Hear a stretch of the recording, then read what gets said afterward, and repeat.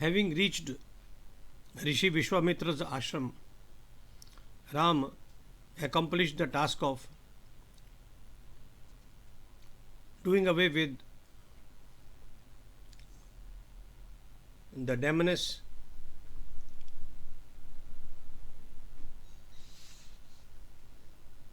Tataka and her sons,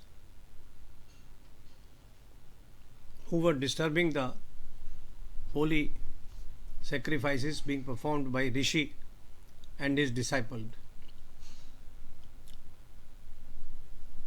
The two young princes felt contented.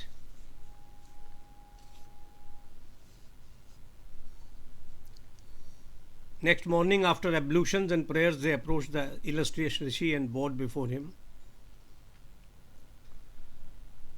Politely they asked, writes Valmiki, O mighty sage, we wait for your command. Is there anything else that we can accomplish to please you and your companion rishis?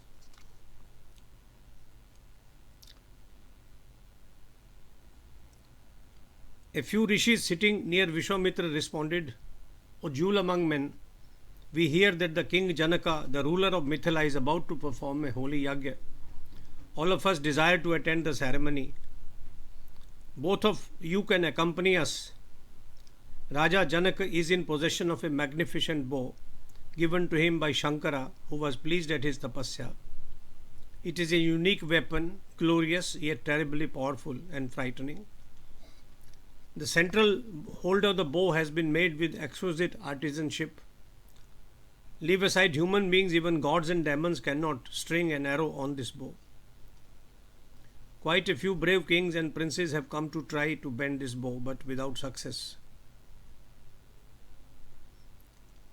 Rama, O lion among men, visiting Mithila, we shall look at Janaka's prized bow and participate in the marvelous yagya ceremony, the like of which has never been held. Raghunandan, Shankara's bow has been consecrated in Janaka's palace like the idol of a god. It is worshipped by offering flowers, fragrance, and burning incense. Writes Valmiki, accompanied by the princes, Rishi Vishwamitra set out towards north into the Himalayan valley. 100 carts carrying other rishis followed. At sunset, the caravan camped at the banks of river Shon. Sitting there, Vishwamitra regaled the princes with tales of events from the local folklore.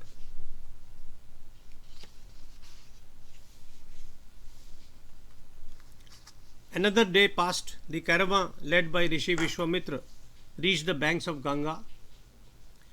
They were delighted to see king swans and saras birds merrily floating on her waters. Everyone had a bath in the sacred waters. They prayed to gods and invoked their ancestors. They performed havan and feasted on sweet pudding that tasted like amrita. Vishwamitra was a storehouse of knowledge.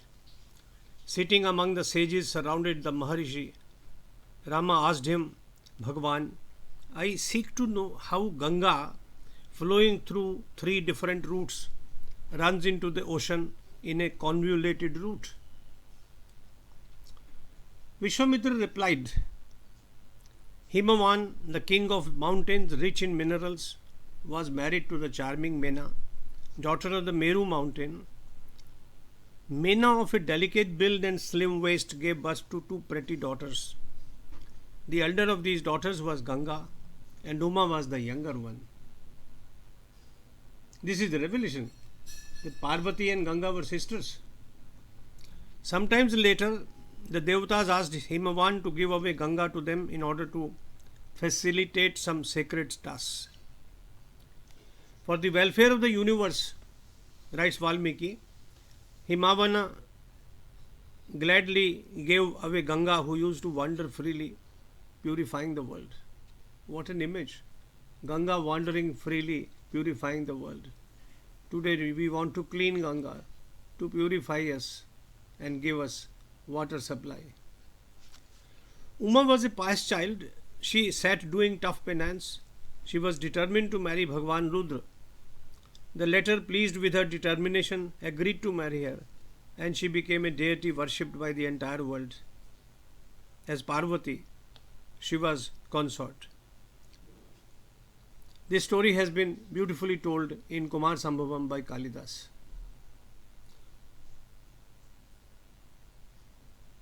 Vishwamitra continued, "Now I will tell you how Ganga became Tripathgamini, that is, the one who has taken three paths. At first, as a young damsel, she wandered in the skies. Later, the Giriraj Kumari, that is the daughter of Himalaya, the king of mountains. Ganga descended in the Devalok as a stream for the gods. Later, in the form of water, she flowed on to earth to purify everyone, wash their sins, and then she moved on into the ocean to reach the depths of the earth." Rama wanted to know further. He asked, "Could you please elaborate upon what tasks Ganga performs in her three streams? How does she relate to the Devalok and the Mrityulok?" Vishwamitra replied, "I shall start with Uma's tale, and that leads to Ganga. For a long time after their marriage, Shiva and Uma did not have a baby. The Devatas were afraid that if a child was born to this divine couple after years of enjoyment, it could be a mighty god. They approached Shiva in order to influence him not to beget a child.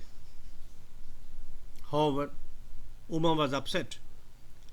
Rebuking the Devatas, she said, "I married Shiva partly to beget a son. You have thwarted my longing. I curse you that you will become impotent and your wives will be barren." Addressing Prithvi, Uma said, "You will no longer have one form. You would be exploited by many." The exploitation continues.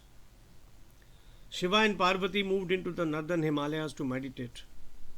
However, the Devatas needed a commander who could fight on their behalf. But because of the curse, they could not beget children. Therefore, they approached Brahma for a solution. He told them that if Ganga, Uma's elder sister, accepted a part of Shiva's semen from Agni, she would give birth to a chivalrous god. The Devatas asked Agni to pour Shiva's semen into Ganga. Simultaneously, they asked Ganga to join in this effort. She agreed and assumed a divine form. Agni scattered Shiva's divine radiance all around her. Every drop of her being was soaked in Shiva's power. However, quite soon Ganga told Agni that she was unable to carry this powerful radiance any longer. She felt singed inside out and found her consciousness slipping. Agni suggested that she deposit her fetus at the back of the Himalayas. She did so. What came out of her womb looked like burnished gold.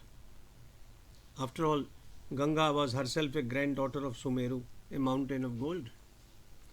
Soon Ganga's fetus was transformed into a child, whom Indra and other Devatas welcomed. They organized his feeding by the 6 Kritikas, the stars in the constellation Pleiades. The latter gladly owned the child. They nursed him jointly and proudly called him their son. The Devatas named the child Kartikeya.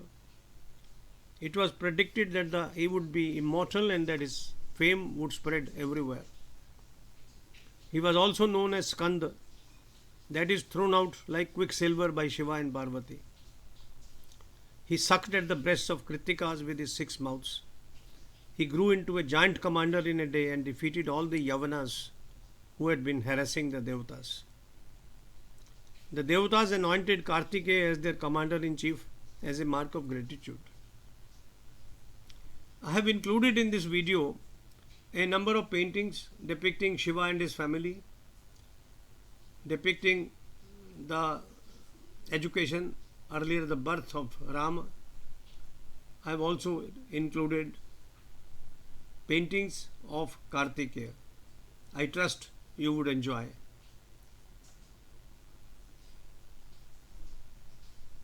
Thank you for visiting this site. Jai Shri Ram, Jai Shri Ram, Jai Shri Ram.